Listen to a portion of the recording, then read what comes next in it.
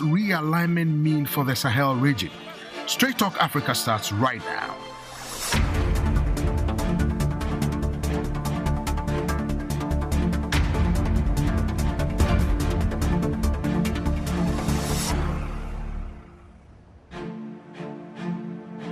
Welcome to Straight Talk Africa, coming to you from VOA headquarters in Washington, D.C. I'm your host, Peter Clottey. Niger, Burkina Faso and Mali have formally withdrawn from the Economic Community of West African States, or ECOWAS.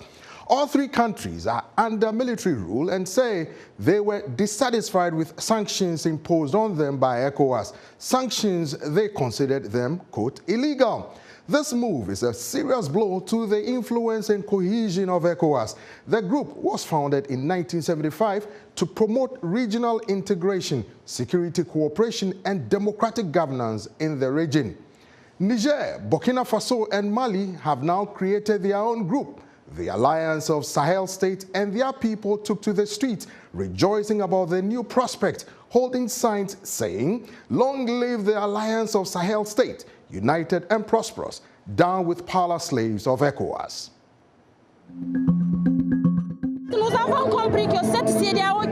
We've understood that this ECOWAS, which was created as People's ECOWAS, no longer serves the people. It serves a master outside ECOWAS, that is imperialism. You are well aware that after the regime changes in Mali, Burkina and Niger, ECOWAS created a standby force to say they would attack a founding member of ECOWAS. Yet, this standby force should have responded from the first day terrorism made our lives impossible. We are not afraid of any decision. We are ready for anything. We are ready for our sovereignty. If Mali produces cotton, Niger should be able to buy Malian cotton, process it, and sell it to Burkina and Mali. If Mali produces uranium, Burkina should be able to process it and generate energy. I dream that the Alliance of Sahel States will manufacture cars and weapons, and that it will develop. AES has only existed for a short time, but the free movement of people and goods is already a reality. We know that if we continue to support our three leaders, all African countries will join AES because we will truly be able to liberate Africa.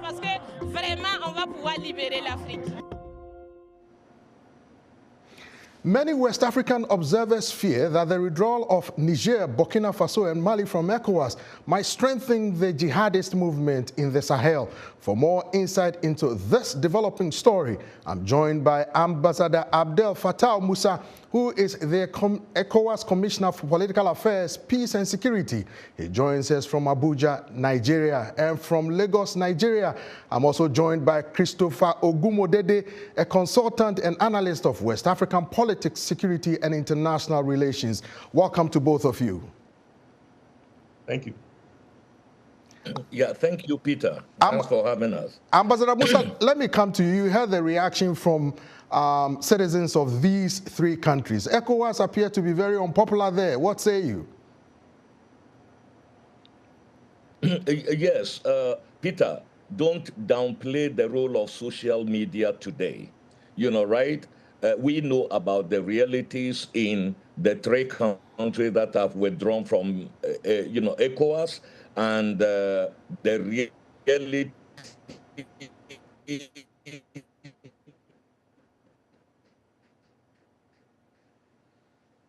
Well, we have a problem with your link there. But Chris, let me come to you. Chris, can you hear me? Loud and clear. What are your thoughts on what appears to be an unpopular sub-regional organization, ECOWAS, in Niger, Burkina Faso, and Mali? Yes, it's fairly understandable if you look at issues through the prism of the three countries, but much more broadly in the West Africa region. This is an organization that was founded in 1975 by a lot of coup leaders who overthrew civilian-led governments.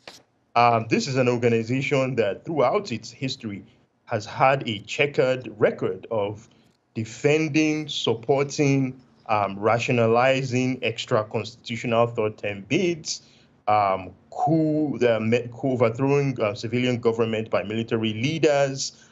It has overlooked or looked the other way from poorly held elections in a number of countries across the region.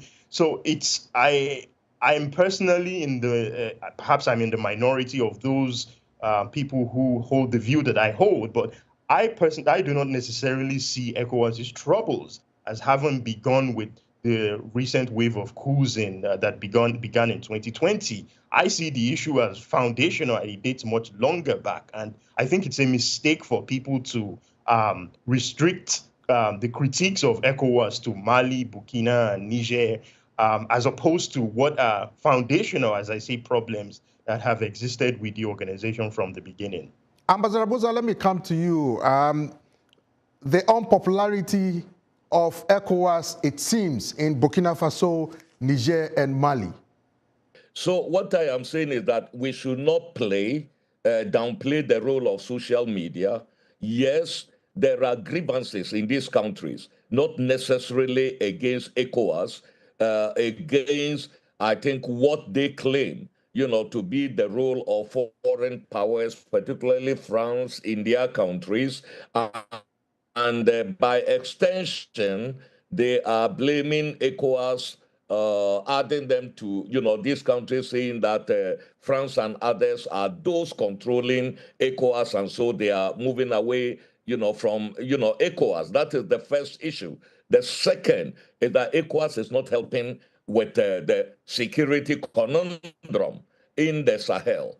And I just want to take on these two particular issues. Number one, on security. Don't forget, insecurity in the Sahel reached its zenith after the overthrow of Gaddafi in Libya, when the terrorists migrated to the Sahel. And following the coup in 2012, ECOWAS was the first regional organization to plan to deploy the ECOWAS forces into Mali at the time. And it was opposed by not less than the UN and then the others, and even the members of Mali's junta at the time itself. That is number one. Number two, when the G5 Sahel joined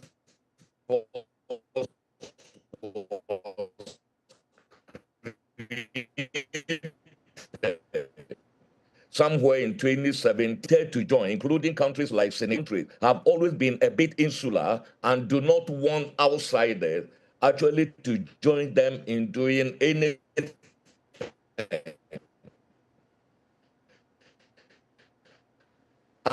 Ambassador, your line is straight. G5. Well, Ambassador, I will come back to you. Your line seemed to be fluctuating. Chris, can you hear me? Yes. Well, some people are blaming ECOWAS' initial approach. Some say even considering military action to force these countries who are under military rule in these respective countries to speedily return to constitutional rule, which they said did not appear to have gone down well with them. And the engagement and the false miscalculation appear to have angered these three countries to decide to quit the regional bloc. What are your thoughts? Sure. I mean, that's the position of the three juntas, that ECOWAS's calls for return to constitutional rule, as you outlined, was a bridge too far for them. And in the case of Niger, the threats to launch a military invasion of Niger to presumably reinstate Mohamed Bazoum, the president at the time who was overthrown. That appears to have been a miscalculation on the part of ECOWAS leaders, because it galvanized public opinion, not just in Niger, but in the other three countries, and even elsewhere in the region, I might add, because this is something that perhaps gets lost in the conversation about the split in ECOWAS. In Nigeria, for instance, when President Bola Tinubu, who is the current chairperson of ECOWAS, called for that ECOWAS summit in which the leaders put out the communique threatening to go to war, that rallied public opinion in Nigeria as well, particularly in northern Nigeria, where many people have familial, economic, cultural, commercial ties to people in Niger, both in the south and in other parts of Niger. there was a backlash, even in President Tinubu's own party, I should add, where senators from the northern Nigerian caucus of the All Progressive Congress, which President Tinubu belongs to, came out against the proposed invasion. So it's a mistake, as I alluded to earlier, to view this in isolation from broader trends that have taken place in the region over the last decade, as I say, where a number of things have happened in which ECOWAS was either complicit in or enabled, in many instances, regional leaders who've done terrible things that they now purport to oppose. So I think it's a mistake for some folks to allude to either social media or to Russian disinformation or to a turn against democracy. I think that's a mistaken way to analyze the issue. Ambassador Musah, welcome back. My question to you is, how did it go wrong for ECOWAS? Because the accusation is that ECOWAS miscalculated greatly and did not use the tactics of diplomacy to rein in these military regimes in order to guide them or help them, push them towards coming back to constitutional rule instead of going back. Because last time where the Ghanaian president was officially installed in Accra, the military leaders appeared to be very popular when they were resoundly applauded when their names were mentioned. So they said ECOWAS appeared to have miscalculated and faulted and wrongly, badly approached the military leaders. As an official of ECOWAS, what are your thoughts on that?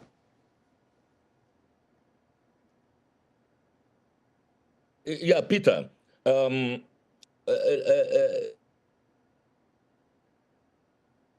Let's get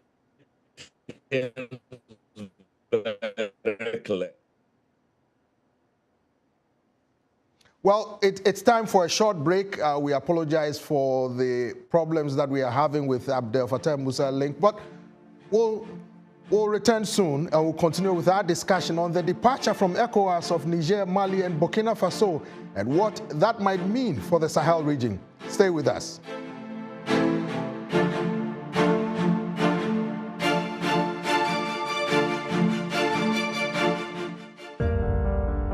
In times of change, when the world seems uncertain and what we hear doesn't reflect what we see, we seek the truth. When we are told only part of the story, we lose trust.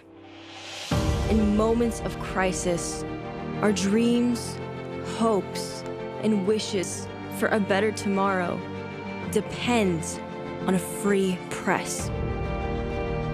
At Voice of America, we bring you the stories that people take risks to see.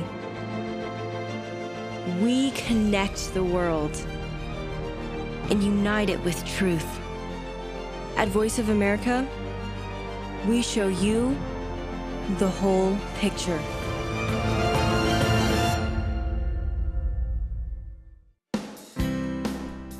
Health, wellness, sport, beauty, medical breakthroughs. Healthy Living cares about your well-being. What are the main health concerns in Africa and around the world? Find out the latest on coronavirus. Connect with our experts and ask them questions. How long does the virus stay? Join me, Lynn Okhmudou, in Washington every week on Healthy Living, right here on VOA.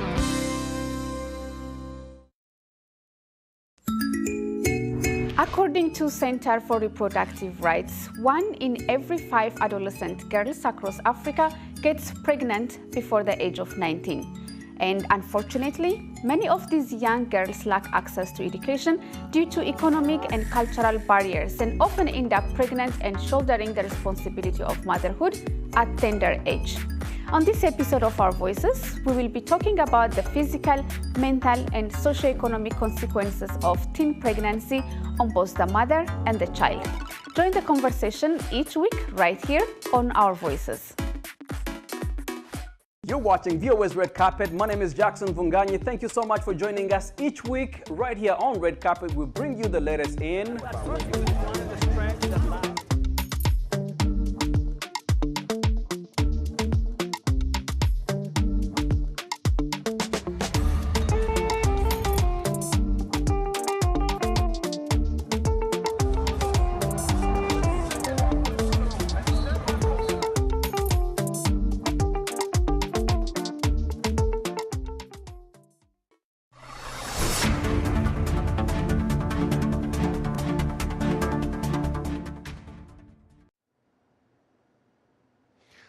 Welcome back. You are with Straight Talk Africa, coming to you from VOA headquarters here in Washington, D.C. We are discussing the recent departure of Niger, Mali, and Burkina Faso from the ECOWAS and what this redistribution of power may mean for the security of the Sahel. My guest is Christopher Ogunmodede, consultant and analyst of West African politics, security, and international relations.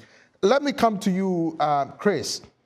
Do you see these countries returning to ECOWAS anytime soon based on their decision to officially withdraw? Since 1975, they've been members of ECOWAS geographically and geopolitically. Yeah, they are founding members. They are not just members. They are founding members. They were among the members who signed the Treaty of Lagos in May of 1975. So it's a big blow to lose 3 founding members of what I should point out is a foundational regional economic bloc in Africa's institutional architecture. So in that sense, it's a blow. As to your question of, do I see a possibility of them returning? Absolutely.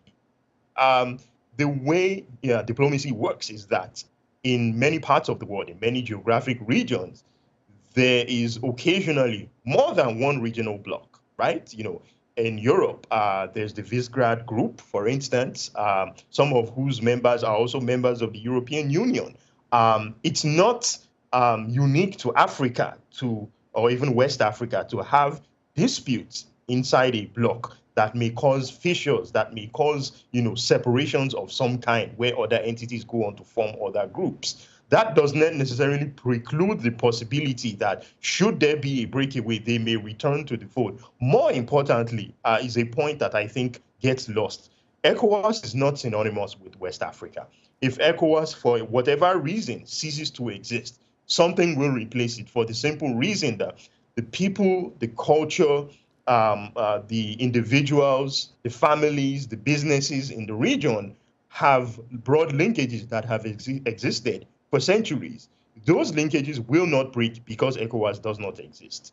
The desire for the people of West Africa to be culturally, economically, politically connected to one another will continue to exist. In that regard, there will be many more attempts to integrate the region. So it's as much as it is important to think about what ECOWAS means and its significance, we shouldn't get too tied up in the idea of ECOWAS as an entity that exists. It's only existed for 50 years. ECOWAS does not have a divine right of existence. Something can and will replace it. The question is under what conditions and what needs to happen for us to get there. Well, Chris, one of the key reasons why they decided to withdraw officially from ECOWAS, they argue, is the failure of ECOWAS to help them combat or fight jihadists in the Sahel. However, since they've come to power, these jihadists or Islamist groups are still attacking unarmed civilians, and with some successes. And some people are saying that they were using that as a pretext not to return to constitutional rule, but to maintain power. Your thoughts? I think that's broadly correct. The juntas in Mali, Niger, and Burkina have every incentive not to want to return to civilian rule, for the simple reason that most people who take power don't want to give it back. That's a human instinct. They also have popular opinion on their side, right? The regimes, the governments they overthrew, whether it's Kaboré in Burkina, whether it's Bazoum in Niger, or whether it's Ibika Keita in Mali, were unpopular leaders who did lots of authoritarian things in their own right. I think in as much as it might be popular to condemn military juntas, and I certainly do not hold any brief for them, there were things that happened before. A coup needs a socio-political context in which it happens. The context in those 3 countries is that supposedly democratic leaders, many of, certainly in the case of Bazoum, who emerged through some very dubious means and perpetrated a number of authoritarian acts in his time in power, was someone who, it turned out, was far more popular overseas, certainly in Western capitals, than in his own country. This is a man who cracked down on protesters, who a popular opposition leader in the election that brought him in was barred from running. There were a number of things that Bazoum was also an individual who rationalized the coup, essential coup in neighboring Chad, where Mahamat Deby took over from his father, Idris Deby, when he died. He did not follow the constitutional process.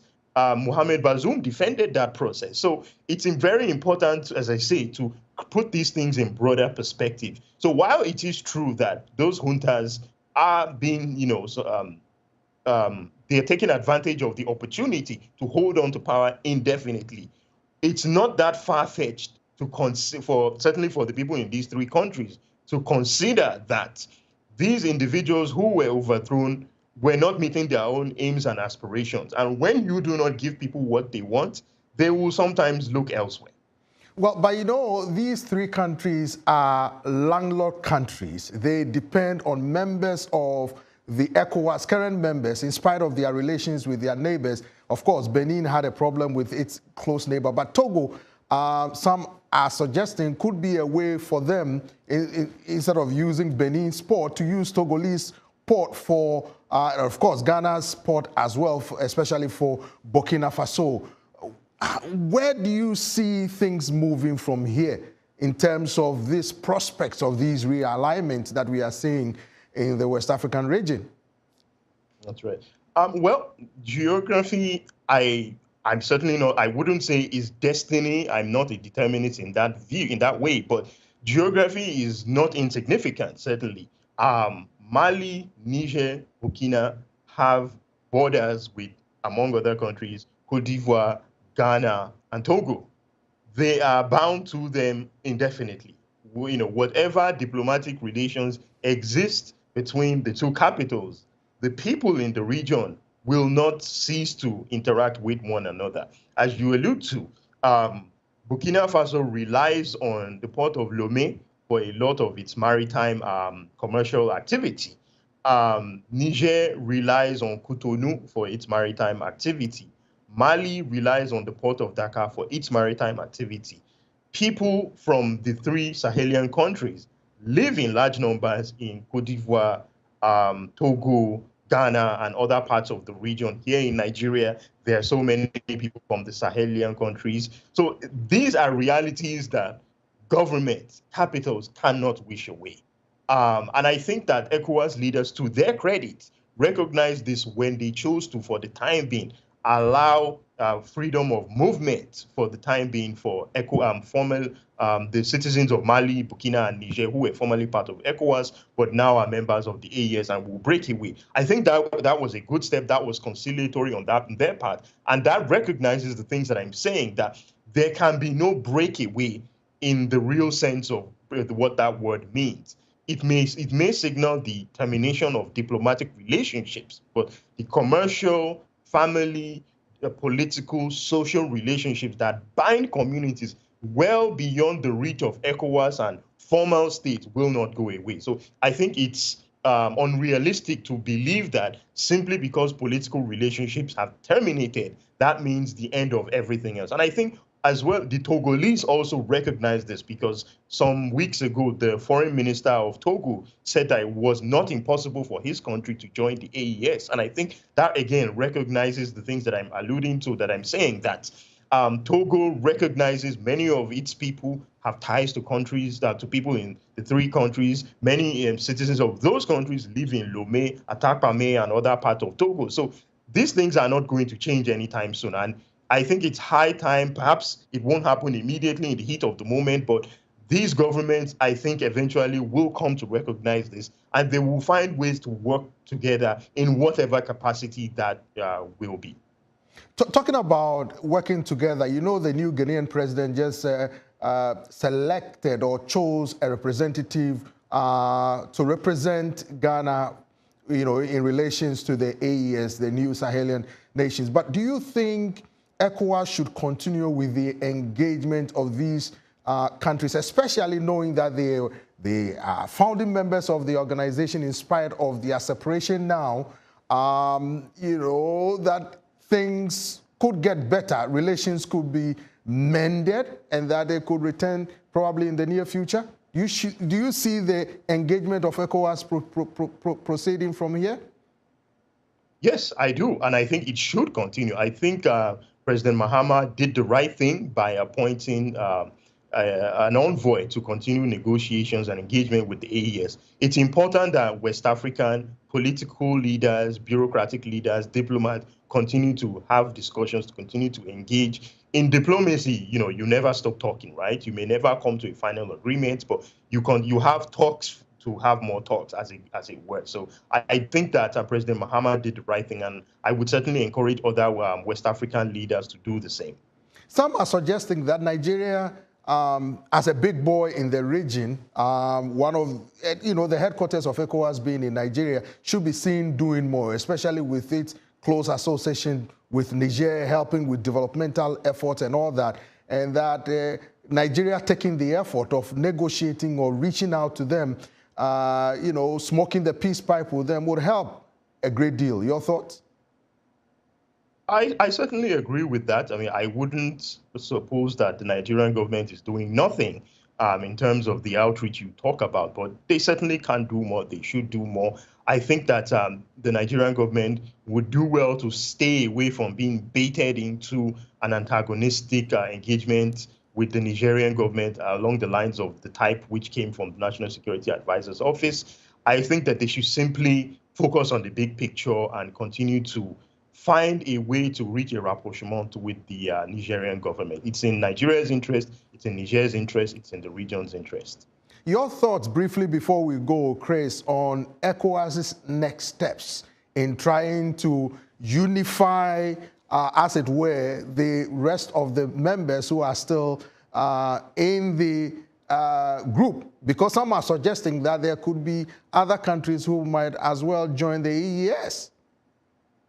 As I say, I don't necessarily see it as bad for the region that some countries might join the AES, but what I do think is most important is for ECOWAS to be introspective about the first 50 years of its existence, what it's done wrong, what it could have done better, how it can make the organization stronger going forward in terms of creating the self-sufficiency and interdependence and political stability for the region's countries. So I think that should be their focus going forward. And I don't necessarily buy binaries of ECOWAS versus AES. Thank you very much, Chris. We might have to leave it here. Ambassador Abdel-Fatau Musah and Christopher Ogunmodede, thank you both for the thought-provoking discussion. Thanks to our affiliate stations for broadcasting Straight Talk Africa across the continent. We'll see you next time. Good evening, Africa.